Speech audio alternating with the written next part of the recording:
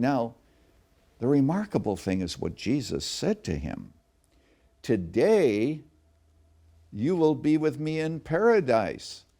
The reason I love that so much is that Jesus, even on the cross, was still king.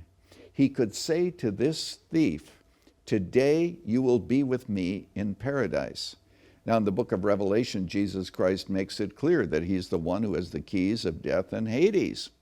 And if Jesus says that you're going to be with me in paradise today, it's going to happen today.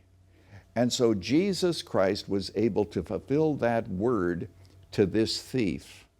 And just imagine, this thief has breakfast with his buddy in crime, probably that very morning, and he is going to be with Christ that very evening.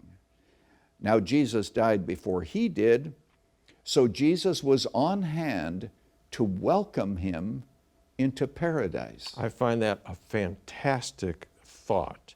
And also, Erwin, I want people not to miss what you're not saying, but what's going on underneath. If Jesus, who's dying for everybody, and we're going to talk in a moment about how darkness came over the land and our sins were placed on Jesus, but if he had the compassion, even while he was dying, to take a thief who was guilty of a lot of sins, he must have been in the top 10 wanted list in Jerusalem for him to be on that cross. He knew it. And Jesus forgave him. There's people watching us right now. They ought to be on the top 10 list in their country or in their city. And maybe they are.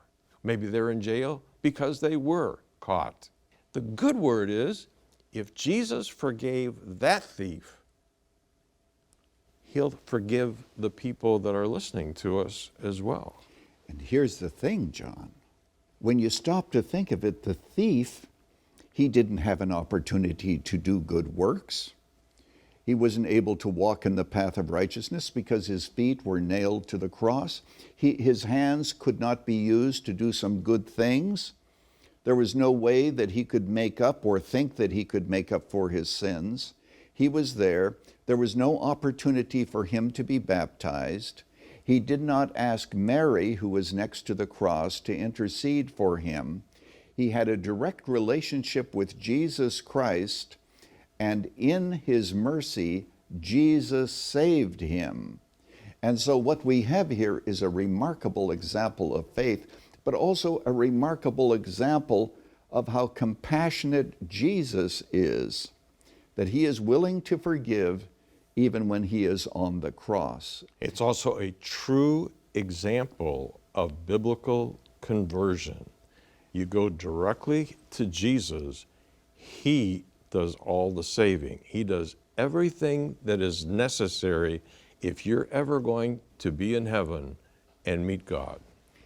And not only that, but the thief went to heaven that very day. Now, there are some people who want to say that when a person dies, even when a Christian dies, their soul sleeps until the day of resurrection. But this is not true. Jesus said, today you shall be with me in paradise. And the Apostle Paul said in Philippians chapter 1, that for me to die, for me to depart and be with Christ is far better. So the Apostle Paul was actually thinking that immediately when he died, he'd be in the presence of Jesus. And that's what the New Testament teaches so clearly in so many other passages. Isn't it good to think that this thief didn't have to go through purgatory? He would go directly into the presence of God and be with Jesus, where he still is today and will be forever.